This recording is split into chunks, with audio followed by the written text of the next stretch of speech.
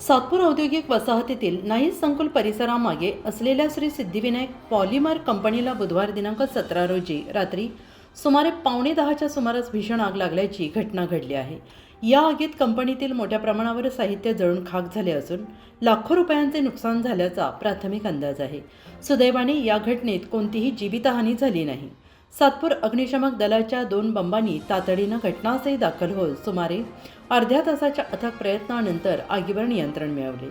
ही company PDF polymer plastic गोण्या तयार करण्याचा कारखाना करत असून मोठ्या प्रमाणावर साठवलेले कच्चे साहित्य आगीत जळून खाक झाले आहे। ही आग एवढी तीव्र होती की विद्युत वीज वाहक तुटून बाजूला पडला होता। परिसरात आजूबाजूला अनेक लहान मोठ्या कंपन्या भाडे तत्वावर असल्याने आग इतरत्र पसरण्याची शक्यता होती। मात्र सातपूर अग्निशमन दलाचे केंद्रप्रमुख S R. Pagar, leading fireman V K. Muse, T S. Suryavanshi, S S. Tuplonde आणि आर.एन. सय्यद यांनी प्रसंगावधान राखत मोठी दुर्घटना टाळली।